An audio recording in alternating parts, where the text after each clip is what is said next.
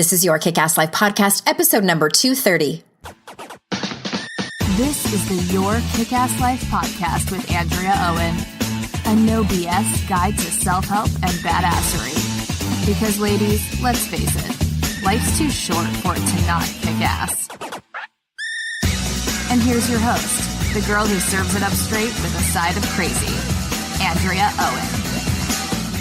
Hey there, ass kickers. Welcome to another episode of the podcast. I am so happy that you are here with me. I have something a little different this week that I'm going to get into in just a moment. Hey, if you like these solo episodes, I am going to try to do more of them. I know I have like an influx of guests and I am really excited. I'm trying to be like more picky about my guests. Not that I was just willy-nilly about it before, but I have a lot of people that pitch to be on the show and I can't take everyone, but I am being really picky about who I bring on. I want to bring on the best guests for y'all. And of course, people I want to talk to, but the best guests for you. And I'm going to try to do more solo episodes. But if you do like the solo episodes, most Thursdays, I can't say every Thursday because I think I'm going to take a break in the summer to try to spend more time with my family. But most Thursdays at noon Eastern time, that's 9 o'clock Pacific, I am live on Facebook and Instagram doing a short personal development lesson. I typically take a chapter a week from my first book, 52 Ways to Live a Kick-Ass Life. And I think we're currently on chapter 31 or 32-ish. And coming up, actually, I know very few of you actually listen to the podcast the day it comes out. This week, it's a different day because tomorrow, Thursday, I'm going on a field trip. I'm chaperoning a field trip with a bunch of second graders. That's going to be super fun. But I am going to do something on the inner critic today, this afternoon. You probably got an email about it if you're an email subscriber. But next Thursday, I'm going to be back at the regular time talking about shit that matters. So join me over there if you can. If you miss it on Instagram, it only sticks around for 24 hours, I think. You can jump on over to Your Kick-Ass Life Facebook page and see it there. It also gets put over on my YouTube channel. Same handle, Your Kick-Ass Life. All right. So this week, and I've been looking forward to this episode for months. It started out where I was just going to do an episode of books that I recommend, and I'll probably do another episode maybe later in the year where I talk just about different books on different personal development topics that I recommend quite a bit. But then it turned into a favorite things episode. And I thought, well, because they're things, tangible things, I want to be able to show the things. So how about if I do both regular podcast audio and video? And so I was trying to make the most of my time. Another brilliant idea I had, let's record both at the same time. So I had both GarageBand and iMovie open, fingers crossed that it was going to work. And I recorded this whole episode and it kind of went off without a hitch. So I thought. So I went back to do some minor edits before I sent it over to Darlene, who is our fantastic podcast producer over here at YKAL. And the podcast audio portion, which you're about to listen to, turned out fine, totally fine. The video, however, it was a complete audio fail. So the video is fine. You want to know what happened? This is where I make mistakes, y'all. I don't double check things, and I should. My headphones were plugged in the back of my computer, and I didn't see it because the majority of the headphone thing had fallen back behind my desk. So as I was talking, the video wasn't picking up my mic. It was picking up my headphone mic the whole video sounds like, like when you hold a glass up to a wall trying to hear a conversation next door, that's what it sounded like. And I'm like, I cannot put this out on YouTube or for people to watch. So when you listen to the audio, oh man, I'm like, Darlene, should I just like re-record the whole thing? And she said, no, it's fine. And I know y'all don't expect perfection over here, but this particular audio, you might be able to tell that it's been edited somewhat.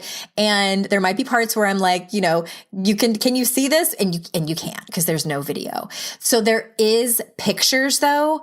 There are pictures. I should use the correct words there. There are pictures of some of the things that I'm talking about, of my favorite things that are in the show notes. So I highly encourage you to go over to yourkickasslife.com/230 and check out the pictures. And also, the cool thing too is we've created an easy link for you guys to go to if you are interested in looking at any of the books that I recommend. So from here on out, any guest who's been on the podcast, whose book I recommend is on this page, it's yourkickasslife.com/Amazon. And again, I mentioned this in the audio. Those are affiliate links. They're not more expensive for you, but I think I make 2.5 cents or something like that every time you buy a book from my affiliate link. So if you are feeling generous, I thank you very much. And one last thing before I get started. So as of today, when I'm recording this one exact week before this episode is actually going to come out. But as of today, we have one spot open for the September Daring Way retreat. If you have to have it, if it's still available, go over to yourkickasslife.com/daring-retreat. And if it is still available, you'll see the info page and have the ability to sign up.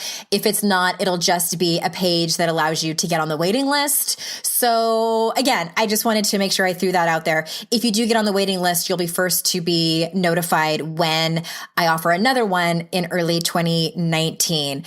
All right, so that's all I have for you. I am excited to tell you all about my favorite things. This might become a regular thing, but probably not. Books, yes. But anyway, without further ado, here's the episode. Here are my favorite things.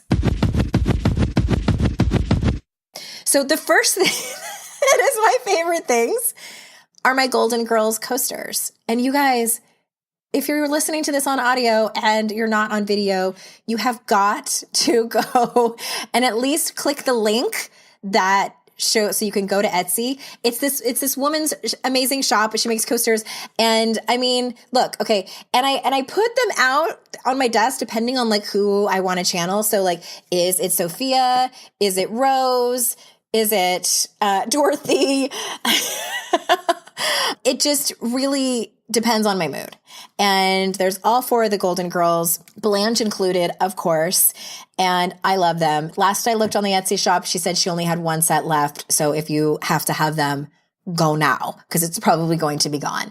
The next thing up in my favorite things, that was like my only miscellaneous item. Next, we're going to do health and beauty. And you guys, I am not a beauty blogger. I am not. I'm not. But there are some things that I get asked about. And so I figured I would just tell you about those. There's only a few of them. Okay, let me get my list.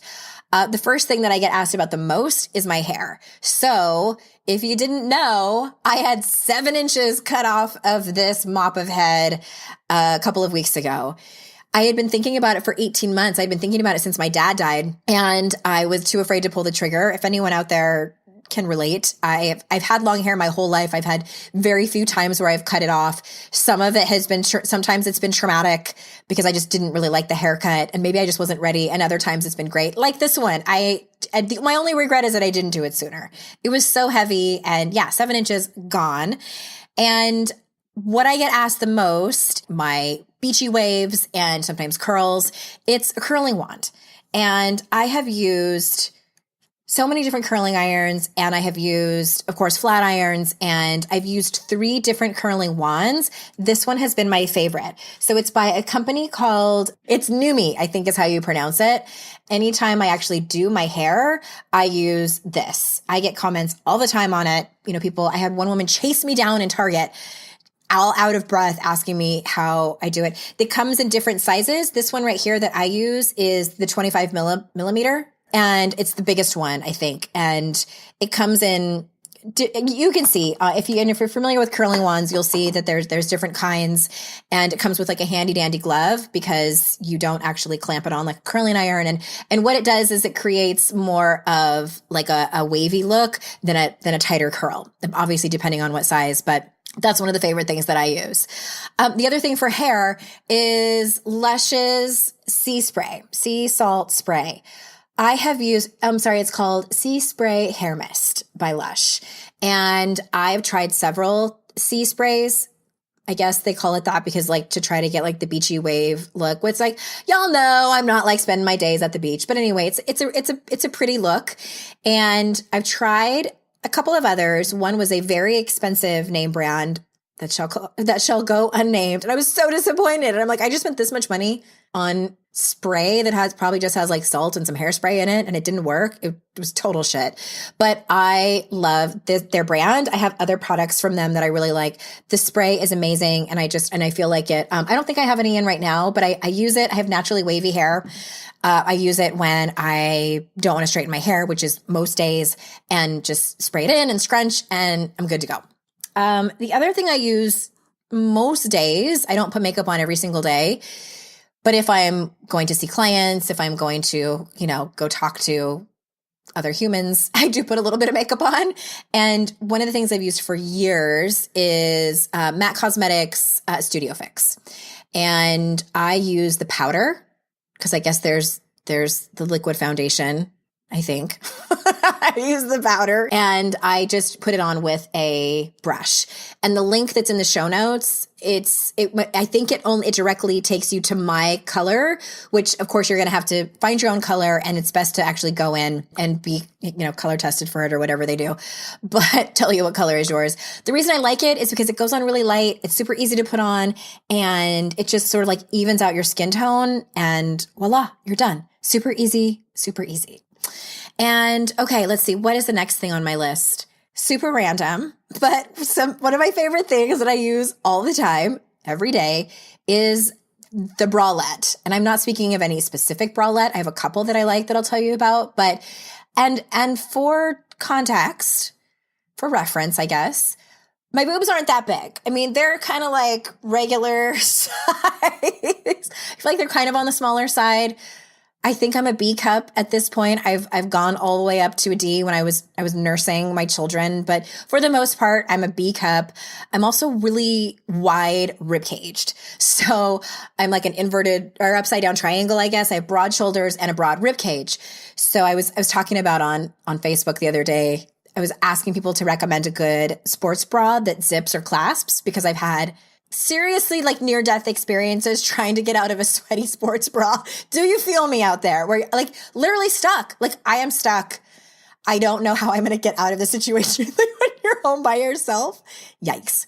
So anyway, I did get some good recommendations on that. I have not tried any. The problem is that bras, I mean, I'll get like even a 36, and sometimes that's still too tight. I have been fitted for bras, go home, still don't feel like they fit.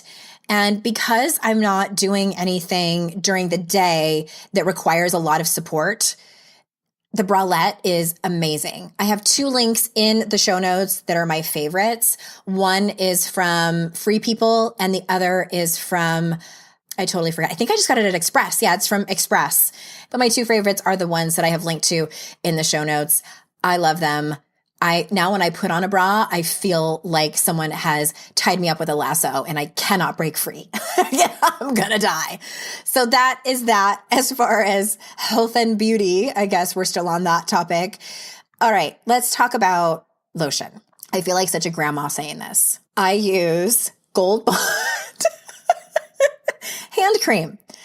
I have really dry skin and I can't stand it when my hands feel really dry. I wash my hands approximately 7,000 times a day just because I have children and things are dirty and I have a dog and I like to have clean hands, obviously, and it's for sanitation reasons. So Gold Bond, I've tried so many hand creams. I think I have pretty much tried them all. I love that it is really thick but not greasy. Unless you use too much, which I have done that, and it gets a little bit greasy, and it's just because you have too much. And also it will last through a hand washing. I don't know if they claim There are some lotions out there that claim that they last through hand washings, and I don't believe that to be true.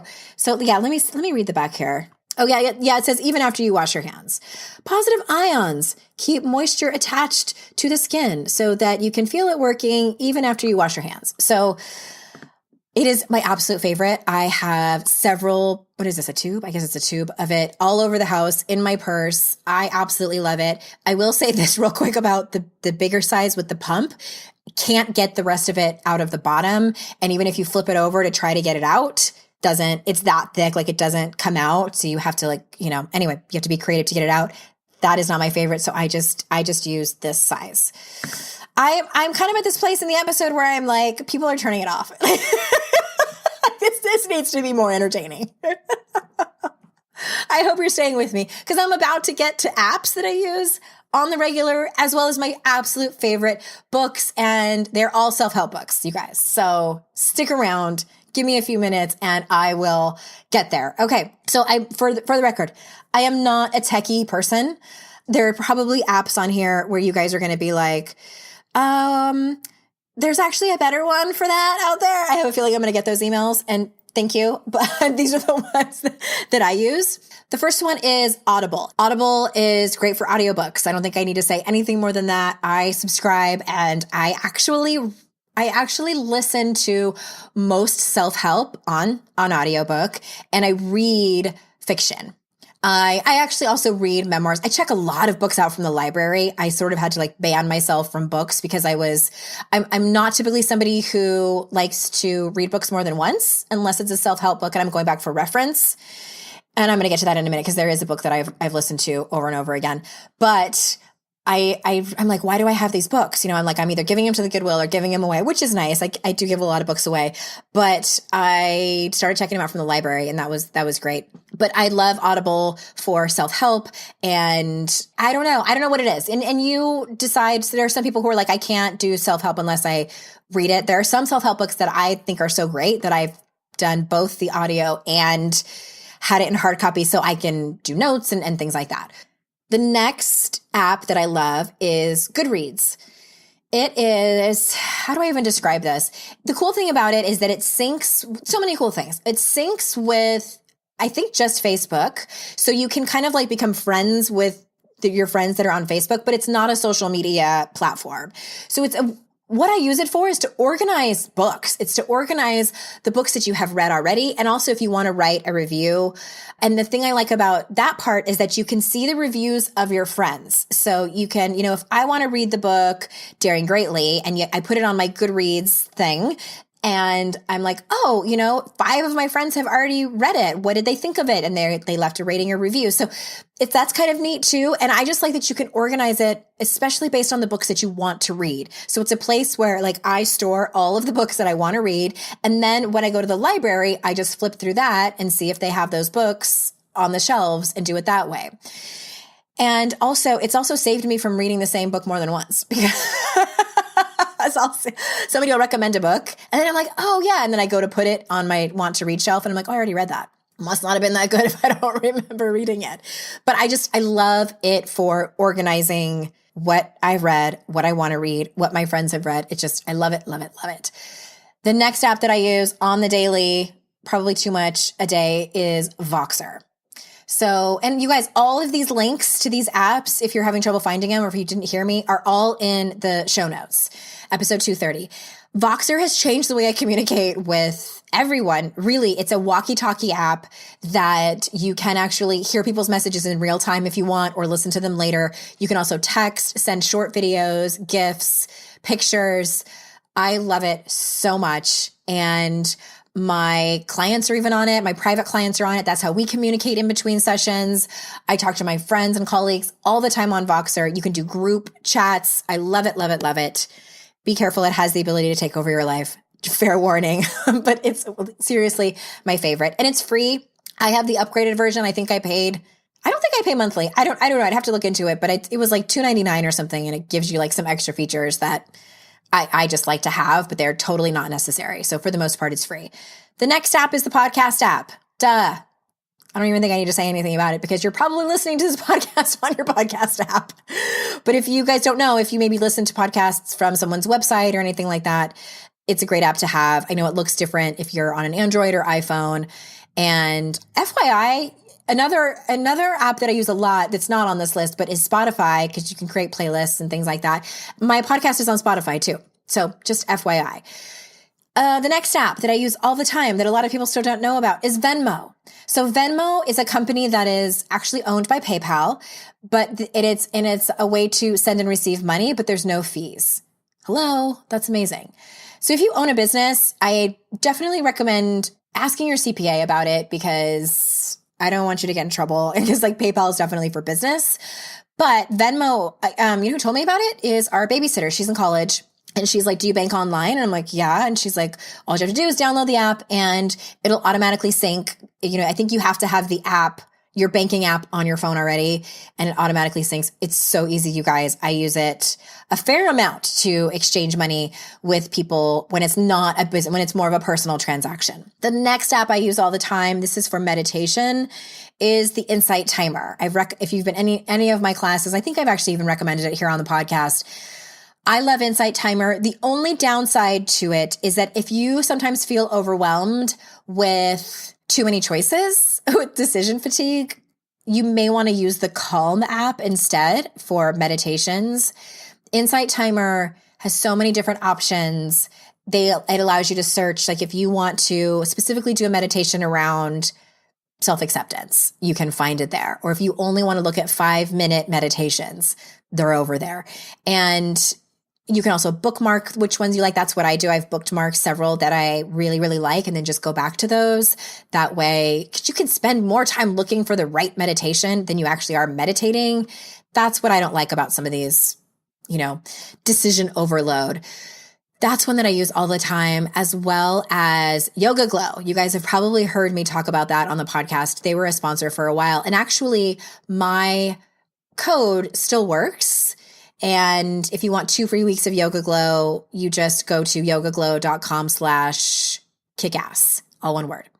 And basically it's like what I just described with Insight Timer, tons of options in there.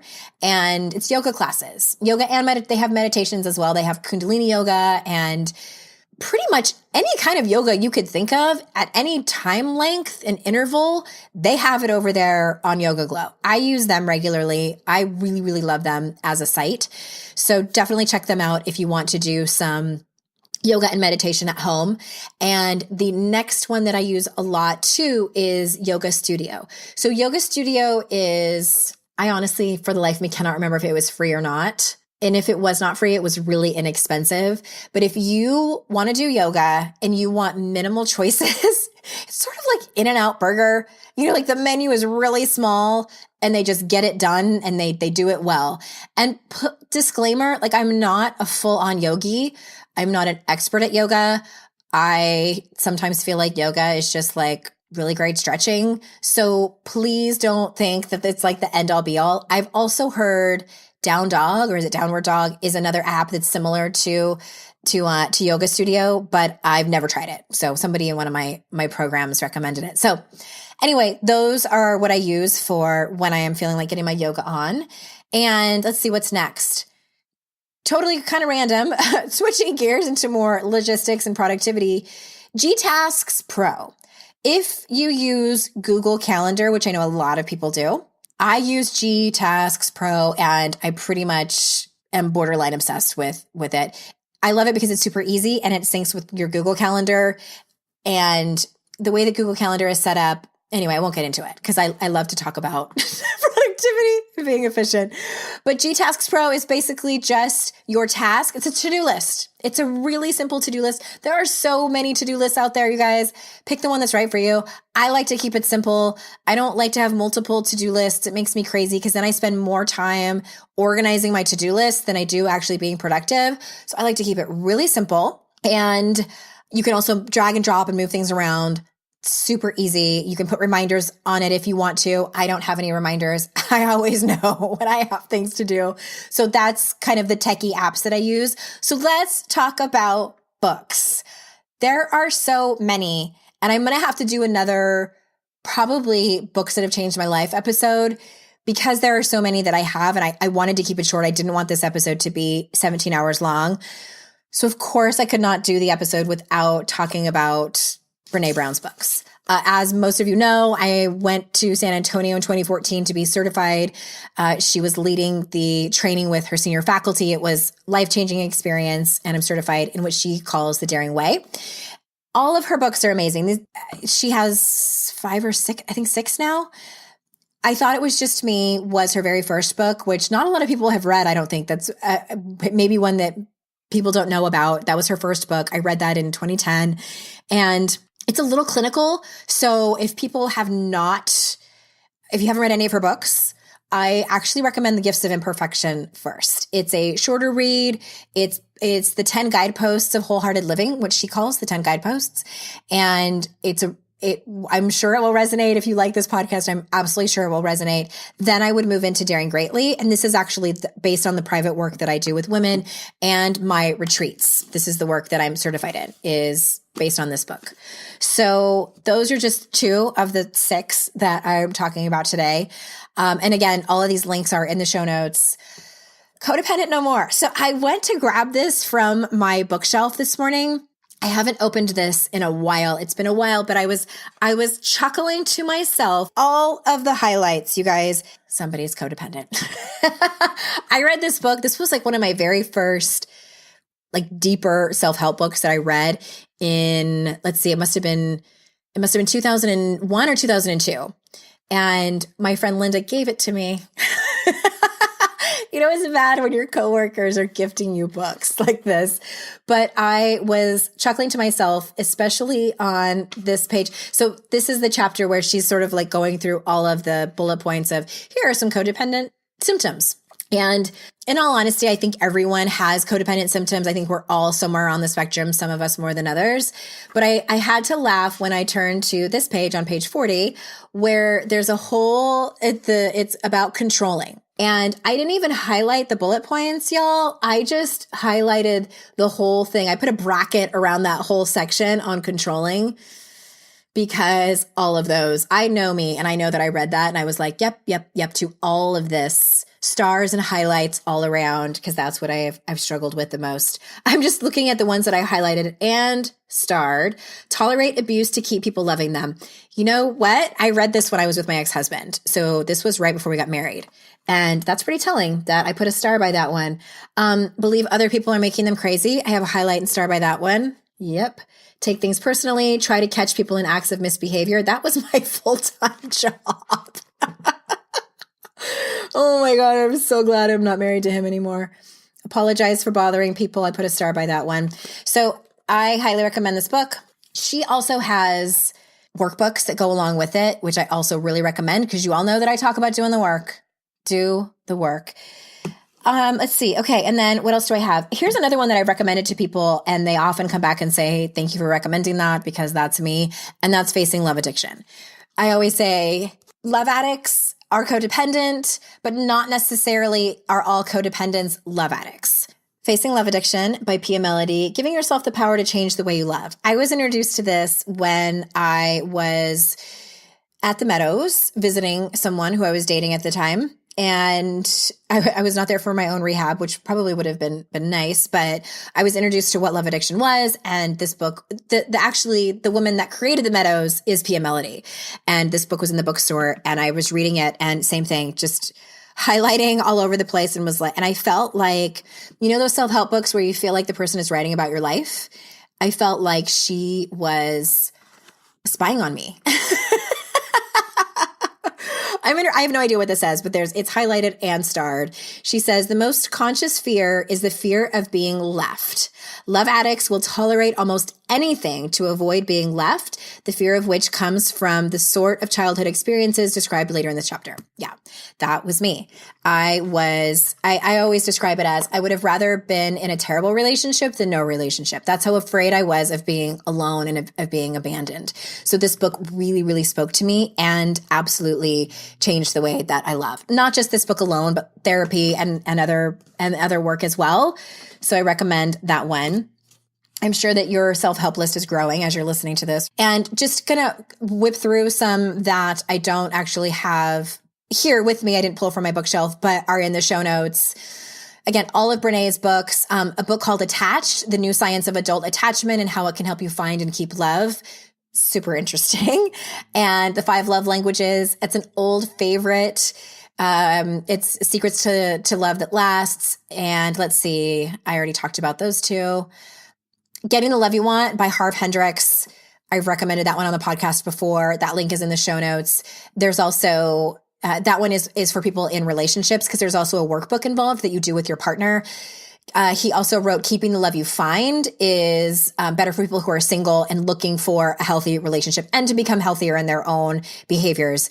Perfect Girls, Starving Daughters by Courtney E. Martin. That one, the subtitle is How the Quest for Perfection is Harming Young Women. And that book really opened my eyes just to culturally where perfectionism comes from and how it also relates to body image.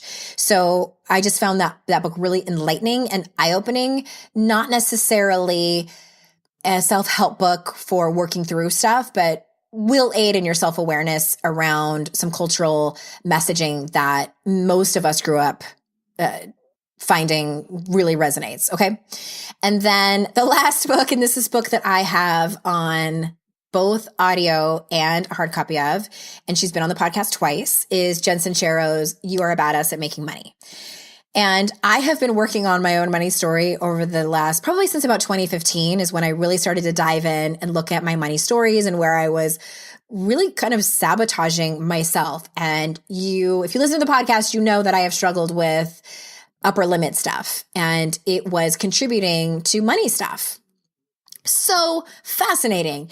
And so the thing is, just a quick disclaimer, it is about the law of attraction, which I honestly feel like the law of attraction is just riddled with privilege. So that's another topic for another podcast episode. But I think there's some really great nuggets in here. And I like to listen to it on audio. And plus, Jen is such a great storyteller. And her examples that she gives are funny and poignant. And she's just a really incredible writer and just a great human being. So You Are a Badass at Making Money. Great book if you're ready to work on your money story. And really the last thing I'm going to kind of wrap up with are documentaries. I wish that I have watched more lately, and this summer I really want to watch more documentaries, but 3 that have really impacted me a lot. Their links are in the show notes over to YouTube. I think you can watch them on YouTube for $3.99 or something like that, or if they're on Netflix, I'm not sure if they are. But 2 of them actually by the same woman, Jennifer. I'm totally not remembering her name. Oh my gosh, that's terrible. Something with an S is her last name. And she produced both Misrepresentation, the documentary called Misrepresentation, that's 2 words, and The Mask You Live In. I invite you to watch those with your children. I looked at, there's that website where if you look up, like last weekend I looked up, is the movie Jurassic Park appropriate for my 10-year-old?